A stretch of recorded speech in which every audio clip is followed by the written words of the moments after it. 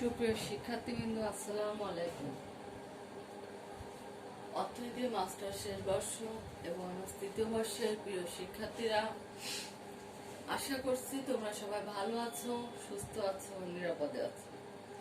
আজকের অনলাইন ক্লাসে তোমাদেরকে স্বাগত জানাচ্ছি। আমি মুসলমান সেলিনা সুলতানা, সহযোগী অধ্যাপক, অর্থনীতি বিভাগ, ধামরাই সরকারি কলেজ, ধামরাই, ঢাকা।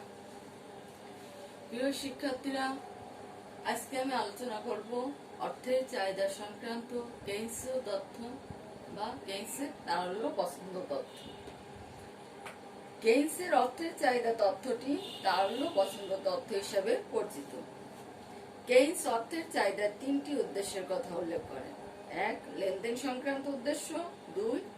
সতর্কতা উদ্দেশ্য, 3. ফটকা কারবার উদ্দেশ্য। কেইন্সের মতে লেনদেন উদ্দেশ্য এবং সতর্কতা উদ্দেশ্যে অর্থের চাহিদা প্রধানত আয়ের উপর নির্ভরশীল। অন্যদিকে ফটকা কারবার উদ্দেশ্যে পরিচালিত অর্থের চাহিদা সুদের হারের উপর নির্ভরশীল। অর্থাৎ লেনদেন চাহিদা এবং সতর্কতা উদ্দেশ্যে অর্থের চাহিদা নির্ভর করে আয়ের উপর, আর ফটকা জনিত কারণে অর্থের চাহিদা নির্ভর করে সুদের হারের উপর। কেইন্সের মতে মোট অর্থের চাহিদায় ফটকা কারবার উদ্দেশ্য প্রাধান্য পায়। তাই মোট অর্থের চাহিদার উপর আয় ও সুদের হার উভয়ই ভূমিকা পালন করলেও সুদের হারের ভূমিকা সেখানে মুখ্য হয়। অর্থাৎ কেইন্সের মত অনুযায়ী মোট অর্থের চাহিদায় মুখ্য ভূমিকা পালন করে ফটকা কারবারজনিত অর্থের চাহিদা। তাই মোট অর্থের চাহিদার উপর সুদের হার এবং আয়ের উভয়ের ভূমিকা থাকলেও এক্ষেত্রে সুদের হারই মুখ্য ভূমিকা পালন করে। প্রিয় শিক্ষার্থী, এবার আমরা আসি লেনদেন জনিত অর্থের চাহিদা কি। ব্যক্তিগত ক্ষেত্রে বা ব্যবসায়িক ক্ষেত্রে দৈনন্দিন ব্যয় নির্বাহের জন্য মানুষ নগদ অর্থের প্রয়োজন অনুভব করে থাকে। কাজে দৈনন্দিন লেনদেনের উদ্দেশ্যে মানুষ যে নগদ অর্থের চাহিদা অনুভব করে থাকে তাকে লেনদেন উদ্দেশ্যজনিত অর্থের চাহিদা বলে। অর্থাৎ আমরা আমাদের প্রতিদিনের জীবন যাপনের ব্যয় নির্বাহ করার জন্য যে অর্থের চাহিদা অনুভব করে থাকি সেটাই হচ্ছে লেনদেন উদ্দেশ্যজনিত অর্থের চাহিদা।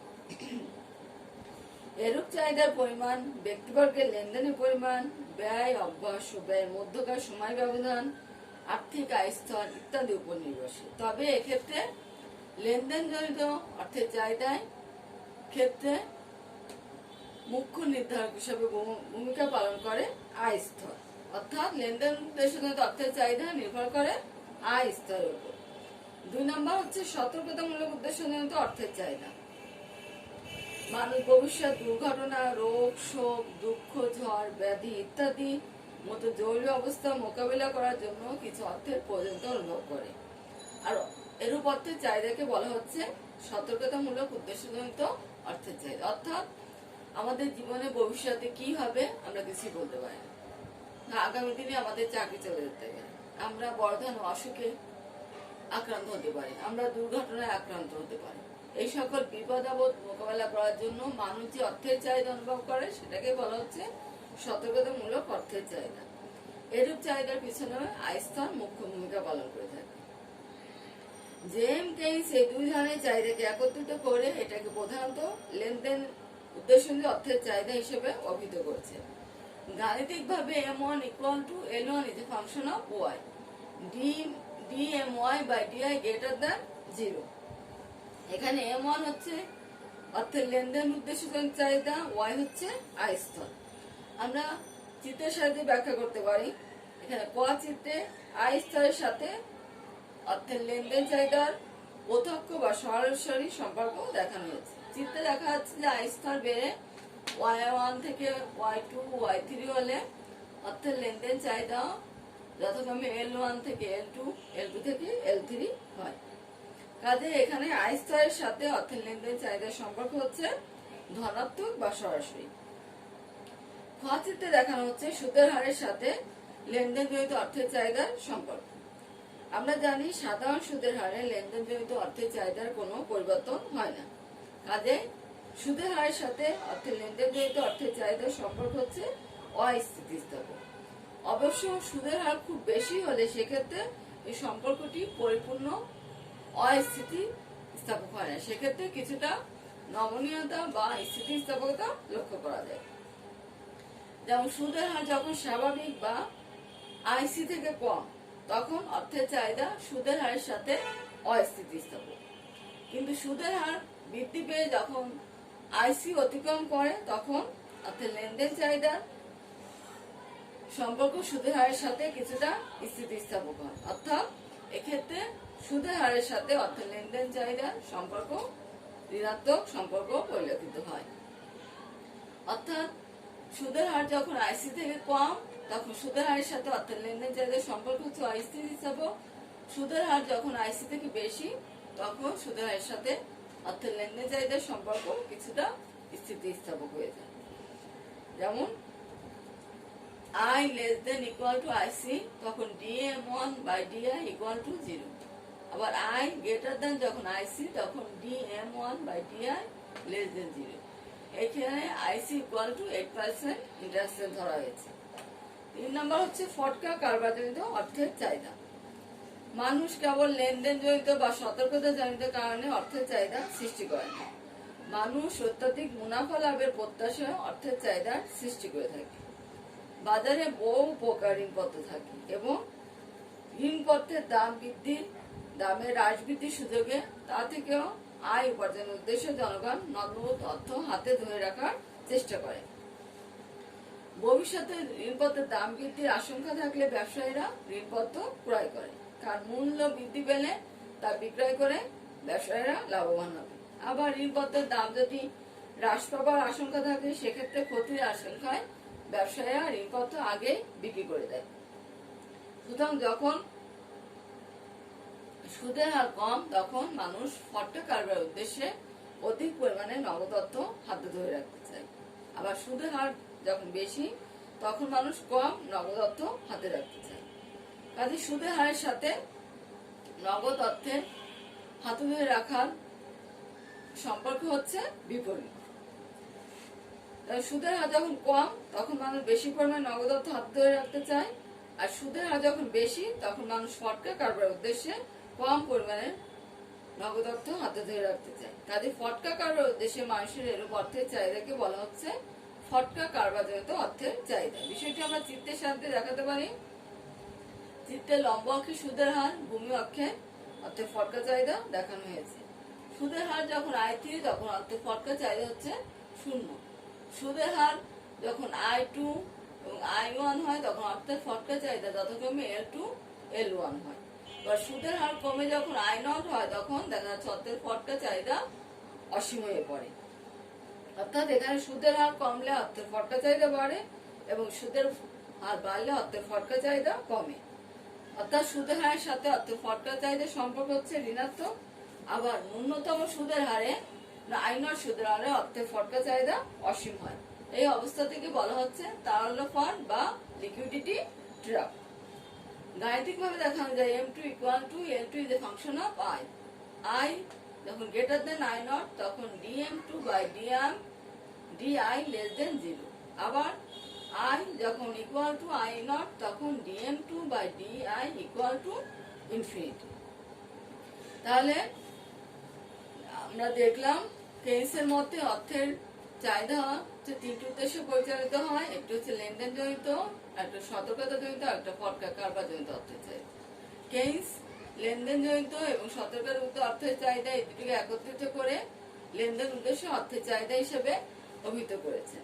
তাহলে কেইন্সের বক্তব্য অনুসারে অর্থের সামগ্রিক চাহিদা হলো লেনদেন চাহিদা, যেটা হচ্ছে সতর্কতা চাহিদা সহ এবং ফটকা চাহিদা যোগফল। অর্থাৎ MD = M1 + M2।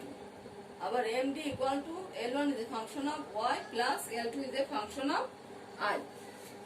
আমরা চিত্রে দেখাতে পারি। চিত্রে ক চিত্রে অর্থের লেনদেন চাহিদা, খ চিত্রে অর্থের ফটকা চাহিদা এবং গ চিত্রে অর্থের মোট চাহিদা দেখানো হয়েছে। ক চিত্রে দেখানো হয়েছে জাতীয় আয়ের বিভিন্ন স্তরের সাথে সম্পর্ক রেখে লেনদেন উদ্দেশ্য অর্থের চাহিদা পরিমাণ নির্ণয় করা হয়েছে। অর্থের লেনদেন জনিত চাহিদা এখানে দেখা যাচ্ছে লম্ব অক্ষের সমান্তরাল। অর্থাৎ এর দ্বারা প্রকাশ করা হচ্ছে যে অর্থের লেনদেন চাহিদার উপর সুদের হারের কোনো প্রভাব নেই। খ চিত্রে ফটকা উদ্দেশ্যে অর্থের চাহিদা দেখানো হয়েছে। এখানে দেখানো হচ্ছে সুদের হার কমলে অর্থের ফটকা চাহিদা বাড়ে, আবার সুদের হার বাড়লে অর্থের ফটকা চাহিদা কমে। তাই এই M2 অর্থের ফটকা চাহিদা রেখাটি বাম থেকে ডান দিকে নিম্নগামী। আবার এখানে নিম্নতম সুদের হারে এই যে IM সুদের হারে তারল্যফল দেখা দেয়। আর এই গ চিত্র হচ্ছে ক এবং খ চিত্রের যোগফল। এখানে দেখানো হচ্ছে ভিন্ন ভিন্ন আয় স্তরে অর্থের সামগ্রিক চাহিদা বা মোট চাহিদা পৃথক। যেমন MD2 অর্থের চাহিদা Y2 আয় স্তরের সাথে সম্পর্কিত, আবার MD1 অর্থের চাহিদা Y1 আয় স্তরের সাথে সম্পর্কিত। তবে এখানে ন্যূনতম সুদের হার IM সুদের হারে প্রতিটি চাহিদা অর্থের চাহিদা রেখায় তারল্যফল দেখা দেয়। সুতরাং আর এর পরিবর্তনে তারল্যফল প্রভাবিত হয় না। এখানে গ চিত্রে আমরা দেখতে পাচ্ছি অর্থের লেনদেন চাহিদা এবং অর্থের ফটকা চাহিদা সমষ্টি। এখানে দেখা যাচ্ছে যে নিম্নতম সুদের IM এই সুদের হারের প্রতিটি অর্থের চাহিদা রেখায় তারল্যফল, অর্থাৎ আয়ের পরিবর্তন দ্বারা এই তারল্যফল প্রভাবিত হয় না। তাহলে কেইন্সের মতে দেখা যাচ্ছে যে অর্থের চাহিদা নির্ধারক হিসেবে তিনটি উদ্দেশ্যে এখানে একত্রে কাজ করে। এখানে কেইন্স লেনদেন জনিত অর্থের চাহিদা এবং সতর্কতা জনিত অর্থের চাহিদা আয়ের দ্বারা প্রভাবিত হয়, এবং কেইন্স এই দুটোকে একত্রিত করে অর্থের লেনদেন জনিত অর্থের চাহিদা বলে আখ্যায়িত করেছেন, এবং এই চাহিদা সুদের হারের সাথে অস্থিতিস্থাপক। কিন্তু ফটকা উদ্দেশ্য অর্থের চাহিদা সাথে সুদের হারের সম্পর্ক হচ্ছে বিপরীত, এবং অর্থাৎ সুদের হার বাড়লে অর্থাৎ ফটকা চাহিদা কমে, সুদের হার কমলে ফটকা চাহিদা বাড়ে, এবং সুদের হারের সাথে অর্থাৎ ফটকা চাহিদার সম্পর্ক হচ্ছে স্থিতিস্থাপক। কেইন্সের মতে ফটকা উদ্দেশ্য অর্থের চাহিদা তথা বিনিয়োগ নির্ধারণে বিশেষ ভূমিকা পালন করে। ফটকা চাহিদার গুরুত্বপূর্ণ বিষয় হলো তারল্যফল, যা পর্যাপ্ত বিনিয়োগ চাহিদার উপর পথে বাধা হয়ে দাঁড়ায় এবং সে কারণে দেখা দেয় অপূর্ণ নিয়োগ। এই হচ্ছে অর্থের চাহিদা সংক্রান্ত কেইন্সের তথ্য বা কেইন্সের তারল্য পছন্দ তথ্য। তবে এর কিছু সমালোচনাও রয়েছে। যেমন 1 নম্বর হচ্ছে অর্থের চাহিদাকে লেনদেনের মাধ্যম হিসেবে এবং সম্পদ সংরক্ষণের মাধ্যমে প্রকাশ করা হয়, কিন্তু এই দুটি মাধ্যমের সংযুক্তি বাস্তবসম্মত নয়, কারণ তারা ভিন্ন ভিন্ন চলকের উপর নির্ভরশীল। 2 নম্বর, কেইন্স মনে করেন ফটকা অর্থের চাহিদা সুদের হারের সাথে স্থিতিস্থাপক। তারল্যফলের ক্ষেত্রে সুদের হার এমন এক ন্যূনতম পর্যায়ে যায় যেখানে অর্থের চাহিদার স্থিতিস্থাপকতা হয় অসীম, কিন্তু এমনও হতে পারে যে পরিমাণগত দিক থেকে অর্থের ফটকা চাহিদা তেমন উল্লেখযোগ্য নয়। এমন অবস্থায় সুদের হারের ভিত্তিতে স্থিতিস্থাপক অর্থাৎ পরিমাপ সঠিক নয় বা না হতে পারে। 3 নম্বর হচ্ছে কেইন্স বন্ড ও নগদ অর্থের মধ্যে পছন্দ নির্ধারণের কথা বলেন, কিন্তু তা বাস্তবসম্মত নয়। যে অনিশ্চয়তার কথা তিনি বলেন বাস্তবে তাও থাকে না, কারণ ফটকা ব্যবসায়ীরা অভিজ্ঞতার ভিত্তিতে এমন এক পর্যায়ে পৌঁছায় যেখানে স্বাভাবিক ও প্রত্যাশিত সুদের হার সমান হয়। তো দেখা যাচ্ছে যে কেইন্সের বিশ্লেষণও ত্রুটিমুক্ত নয়। তবে কেইন্সের অর্থের চাহিদা সম্পর্কিত বক্তব্য পরবর্তী তাত্ত্বিক তথ্য বিকাশে অবদান রাখে। অর্থের চাহিদার উপর আয় ও সুদের হারের যৌথ প্রভাবকে তিনি অস্বীকার করেননি, যদিও তিনি সুদের হারের উপর প্রাধান্য দিয়েছেন। কেইন্সের তথ্যের ভিত্তিতে পরবর্তীতে টোবিনের তথ্য বিকাশ লাভ করে, তাই কেইন্সের তথ্যের গুরুত্বকে অস্বীকার করা যায়।